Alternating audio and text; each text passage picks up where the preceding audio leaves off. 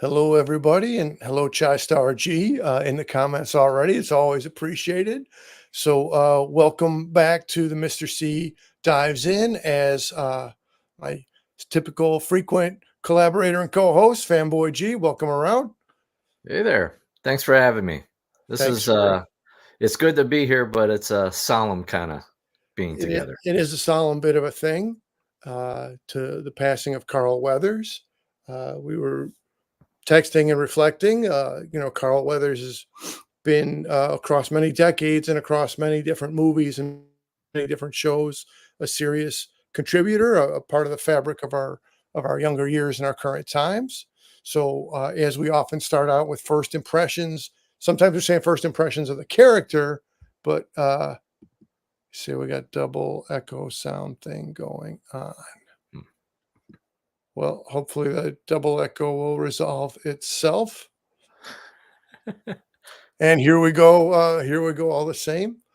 So my first recollection of seeing Carl Weathers in something, and I might well have seen him on TV from mid '70s and late '70s or even early '80s, but I didn't have a standout memory of it. My standout memory of Carl Weathers is in the Rocky series in the role of Apollo Creed. And I didn't make it to the movie house for Rocky 1 as a really young person or Rocky 2 as a slightly younger person. But by Rocky 3, it was the summer of 82, which is again, the summer of 82 was this really big deal summer all around. And summer of 82. And we were still about 10 years old at the time. And so it was still, young and impressionable, and the variety of characters. I knew of Rocky, but that was my first Rocky film to see at the theater, as I just said. Then the inclusion of Thunder Lips, play as portrayed by Hulk Hogan.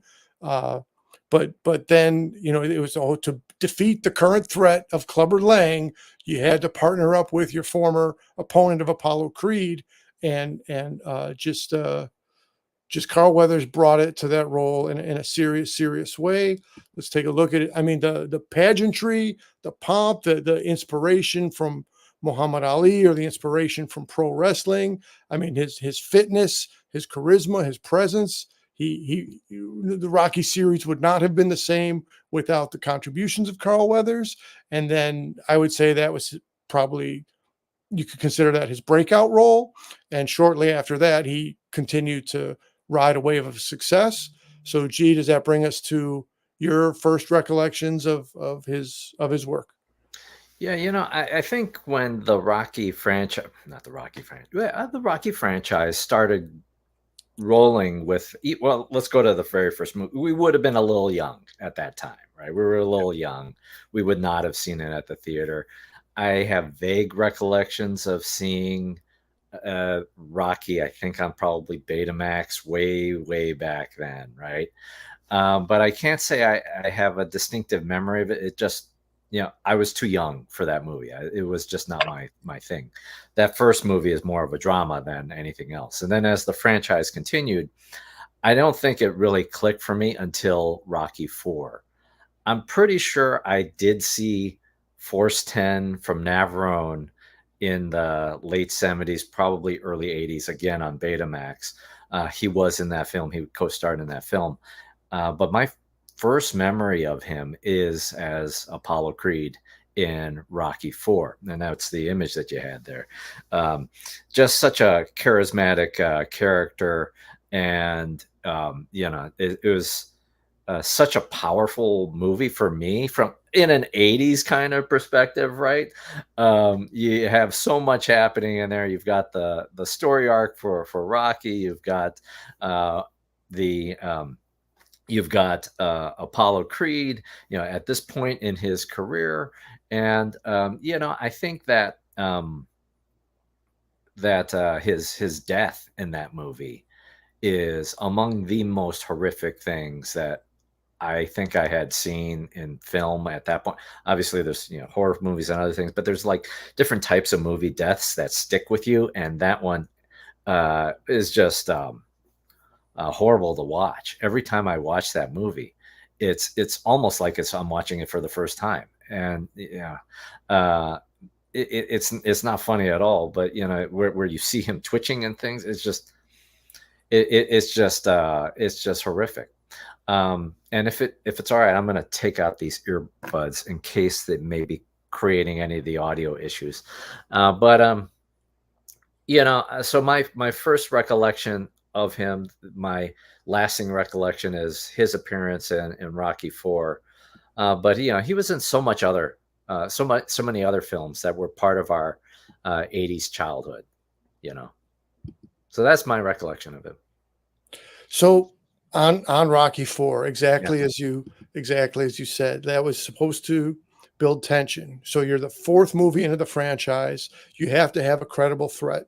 So the threat has to be either magnified than the previous threat or have some nuanced significance to make it a different challenge Mhm. than what was previously experienced in one or two or three in the first or second or third installments. So it was supposed to be an exhibition. At that age, we got still echoes. Okay. At that age, I didn't see it coming. Yeah. But wow, I mean, again, we were relatively young at the time. Now Rocky Four, it's 84. So we're just in our early time in high school, just at the end of grade school. I remember distinctly getting dropped off at the Lincoln Village Theater when it was still there, and Mhm. it was a November release, so it's probably late November, early December when I saw it, and it was for sure similar to what was in the film with all the snow and Rocky climbing the mountain. But I distinctly remember with my brother and my older cousin, and this is a frozen, if you will, memory for me, going through the snow piles on the way back home from the Yeah. movie theater afterwards. So plenty of things we forget, plenty of things stick with us in a serious way.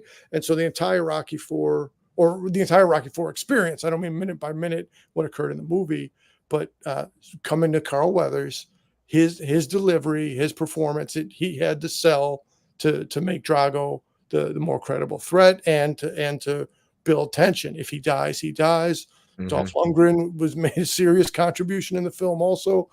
But I'm saying I don't think the Rocky franchise, if it had been a different actor, sure, it would have come out differently.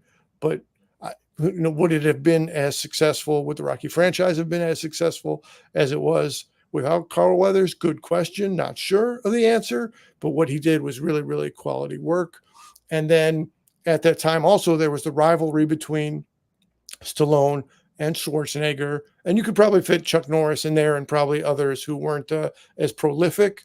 There Mhm. were definitely, martial arts movies. This was a boxing movie, but as far as the action adventure movies, then when we come to Predator, so then Carl Weathers, who was probably selling a few seats along the way. I mean, Arnold could definitely sell his own seats to Predator, and the sci-fi and the character, the character design definitely could sell seats, but it was very excellent to have Carl Weathers along the ride in Predator. Gee, do you have recollections of Predator or the Predator era? Well, yeah. Um, you know, Carl Weathers was uh, in two like quintessentially '80s action movie films, right? The Rocky or two franchises. Let's call them two franchises. Like with Rocky, you're right. I don't think you can have that story, that arc. It's impossible to think of the Rocky story without Apollo Creed. You can't. And Carl Weathers was essential to that. Um, with Rocky Four, it's quintessentially '80s because you've got the big bad of the Soviet Union right out there, right? So quintessentially '80s kind of thing. If he dies, he dies, and all of that. And then watching it again, getting more familiar with the films. In Rocky 3, he's fantastic in that movie. He's wonderful in building the story of Rocky and his being able to, as you said, combat the big bad in that film. And then you take him in Predator. It was kind of is he a bad guy? Is he a good guy? Is he a bad guy? He brings a lot of, you know, um, I wouldn't say depth, but he brings a lot to that franchise. What would be the beginnings of a franchise? with that movie also, it's wonderful to rewatch. I did rewatch it, I think maybe a year or two ago, and I don't remember. I did not remember that there's so much lead up before the Predator even shows up in that movie. There's like this whole thing, with the rebels or whatever the heck is going on, and then it takes a while before you actually see this killer alien thing. With with Predator, I think it's a standout in that um, so many other movies, it's all about one person. It's all about one character. Certainly, this is about what Dutch, I think is his name, right? It's about Arnold Schwarzenegger as the lead, but you can't have that movie without the rest of the cast. And it was very unique in that you had all of these muscle bound really ripped guys. Predator gave us the meme, right, of the Arnold Schwarzenegger and Carl Weathers uh, bicep handshake thing. So with that movie, Carl Weathers was great in it. And one other thing about the movie that I think is a standout, in addition to this very large cast, it's a diverse cast too. And that was unusual in the 80s. So I still love that movie. I think the second best Predator movie is probably Prey, that came out 2 years ago. There hasn't been many good Predator movies, but that first one is just a gem. Yeah, and again, this is a pre-internet world where you could look at magazines, you could look at maybe Entertainment Tonight a little bit, but it wasn't the wealth and the easy access to. Yeah, There was no Internet Movie Database, yeah, so it was you know it was definitely an important way to not just pass the time but enjoy yourself in that era. Let's take a Chai Star comment after Rocky One.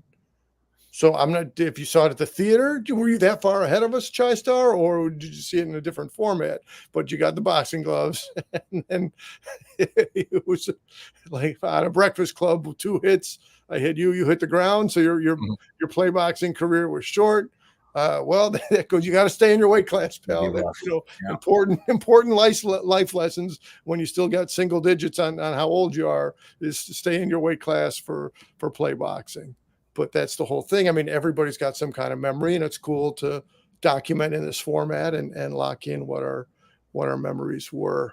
Um, I'm gonna spend a little more time on Rocky 3, and then just to Yeah, comment yeah, yeah. on other projects. So right at the end of the big mystery, like what the Uh, unrevealed, like, so after Clubber Lang is defeated, now you're gonna make good on my favor. Let's go ding ding. It's just you and me.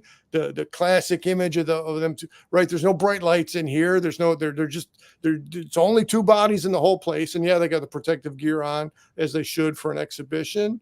And then the relatively famous color splash interpretation of that scene afterwards. But that's just wow. I mean, that just I was young. I was barely having two digits on my calendar of how old I was, and it's just great stuff. It's just great stuff. that Uh, whole romance thing is great in film, and the building of the relationship of the two. I know that we were talking about Double Toasted and its memories of Carl Weathers. They do kind of mess with the character in Rocky Four, because you can see his depth, you can see his range, you can see what you care more about the Apollo Creed character after Rocky 3, or at least I did, of these movies. And then with Rocky 4, he's at a different stage of his career, and his death is for advancing the plot here in the movie. And so that is unfortunate. But yeah, Rocky 3 is great. Apollo had a great character arc then Yeah. from the champ to the former champ, who was if you will, a pomp and circumstance, a psychological warfare as a boxer, and then definitely character depth was added to him into the third and the fourth. movie. As far, I mean, clearly Carl Weathers has had a career across many decades with many shows and many films, and we're not even going to try to cover everything. We're just doing highlight memories that we have. Here's a question: do you think the reputation or mystique of Apollo Creed tarnished the movie Creed? I'm not sure how it would I don't tarnish think. it. I think No, go ahead. I think it was a good, again, as was between Rocky 3 and Rocky 4, they set you up for something that's not going to get resolved on the screen. So somewhat similar to that. Now here we go across again years and decades. Here comes the son of Apollo. Here comes Adonis Creed. So that all of a sudden there's a great lot of backstory that's unknown or could be filled in. So I think it built it. It was the backdrop. Illegitimate. Yeah. Yeah, that is the story of Adonis Creed. Yeah. It does feel somewhat like a stereotype of sorts of the 80s or 90s athlete kind of lifestyle thing.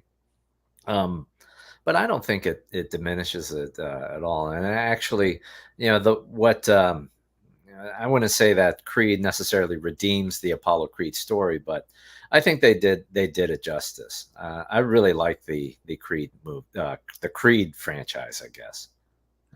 Yeah. A great franchise. Full honesty, I haven't seen it, but Yeah. now to cue, so that let me cue into what Chai Star was Yeah. saying. Then, yeah. So let's say as a character, it created more character complexity, but I wouldn't say it necessarily tarnished. But it's a fair question to phrase it that way. Was it tarnished? Yeah. Okay, so in post the Rocky era, in a long extended era, I guess let's jump to the more recent stuff, and then we can fill in between. We've definitely watched Mandalorian via Disney Plus, and the character Grief Karga there was, I'd say, in general, within the wheelhouse of Carl Weathers, a bit similar to as far as being gruff and tough. But now we're not seeing on Grief Karga an Uncle Sam had and some ring dancing around as psychological warfare as a boxer. So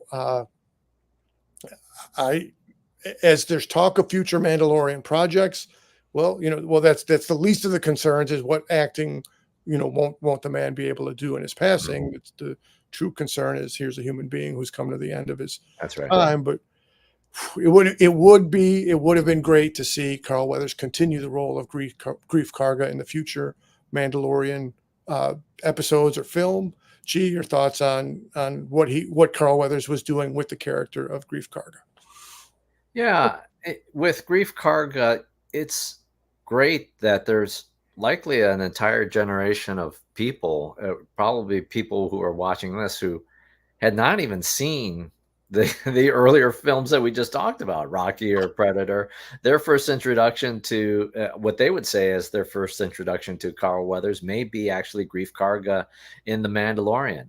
It was when he was announced as appearing in the franchise, I was excited, right? We hadn't seen really Carl Weathers in much material other than maybe small appearances in a franchise or small cameos, and so to me it was really great to see Carl Weathers still active and to be now in this really large platform in the Star Wars franchise. So it's obviously unfortunate. This is the second unexpected passing that has hit the Star Wars franchise in what, like a year, less than a year. You've got Ray Stevenson, who Oh boy, yeah. passed away before Ahsoka was even released. So that's obviously tragic and could have been, really he was set up to be a really interesting character in the second season. So, unfortunately he had passed away. Obviously it's worse that in real life he has passed, but I'm just saying in terms of story arc. And then, yeah, I am interested in where Dave Filoni takes his movie of the continuing adventures of Mandalorian and Grogu. And now it's got to not include Carl Weathers as Grief Karga.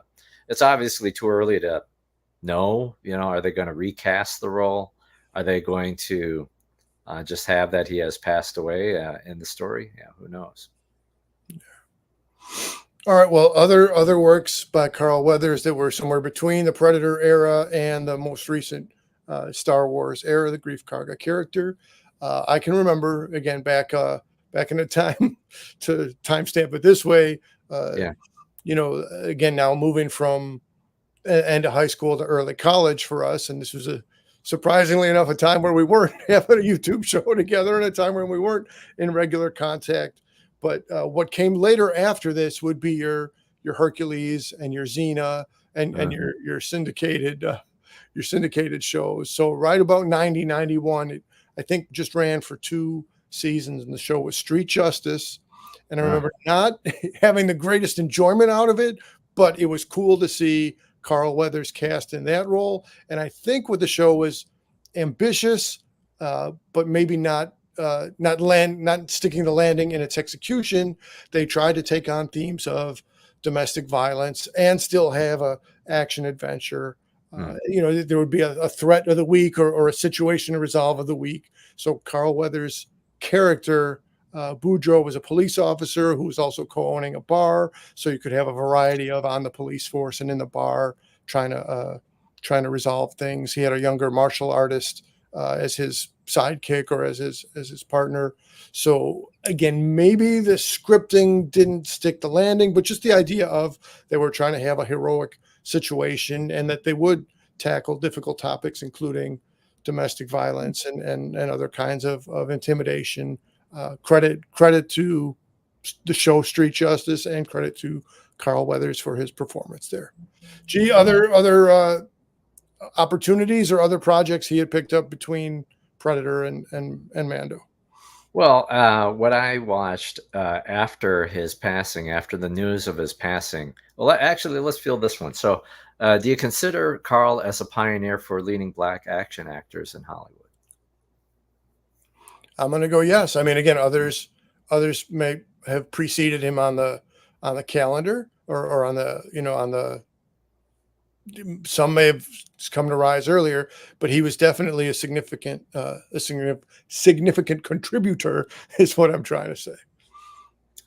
Yeah, no, absolutely. I completely agree. He absolutely is. I mean, you can look further back, I think, in history at other leading actors, but at least in that moment in the '80s, Carl Weathers was the person, was absolutely the person that you look forward to seeing. So no, I would absolutely agree that he is a pioneer in And that. again, we're specifying action actor there, right? Sidney Poitier came before, and many others came before. But as far as riding that wave of the '80s action and combat movies, and splicing in some martial arts and splicing in some boxing, so he was definitely both a pioneer and a major player. Welcome to Mandarin, not the Mandalorian, but welcome to Mandarin. Yep. It was great to have that coming up. Yep. And again, right, a pro football player for the Raiders before he turned actor. So I mean that's having a lot of skill set to be able to take. Well, clearly that ability to build up his body and to take the physical punishment from the football field absolutely translated well into. Well, hey man, we always appreciate when you come in live, but if your schedule allows, you can also watch us when we're not live. But we're always glad to have you when you're around. But back to the topic at hand. Yeah. Gee, Yeah. Well, and just on the commentary about leading black action heroes. I mean, you could point at like Richard Roundtree, right? He Yes. who unfortunately passed away recently too. He passed away last year. And by the way, in the latest Fanboy Cantina video that I posted just a minute ago, there's a review of the films that I saw at Virtual Sundance 2024, and among them is Thelma, which regrettably is Richard Roundtree's final performance on the screen. It's a must-see, wonderful film, very funny, and he's also an action hero, despite being, I think, in his 80s at his passing. maybe late 70s, 80s. In any case, what I watched right after the news of Carl Weathers and his passing was Happy Gilmore, and that is just a wonderful movie. It's kind of a perfect of its era. I think it's 90s. Perfect of its era comedy. It's funny. Carl Weathers is in it. He plays what Chubbs as the Yes. golf pro with the wooden hand, which gets shredded quickly in the movie. He's just fantastic as a comedic leading man. He's just great in that movie. And unfortunately, and spoiler if somehow you haven't seen a 20, 30 year old movie, he dies in this movie. And there's and one of the scenes he's playing We've Only Just Begun on the piano. He's got his hand back and stuff. It was like a brief moment of being having a smile on your face yet feeling sad at the same time. A little So yeah. a little referential of Peter Pan and Captain Hook and the Yeah. hat got taken, but in a definitely at that time a comedic way, and just the prop of the false hand being a little bit larger than the comparative than his real hand that he still had. So that I don't have many, like I definitely have seen it. It's been a long time, so I don't have fresh Yeah. memories of it, but it's definitely comedy gold. Yeah, I think it's on Peacock. I think that's where I how I found it again. So highly recommend, if you want a memory of Carl Weathers, there's so many films to pick up, but the comedy of Happy Gilmore is really, really great.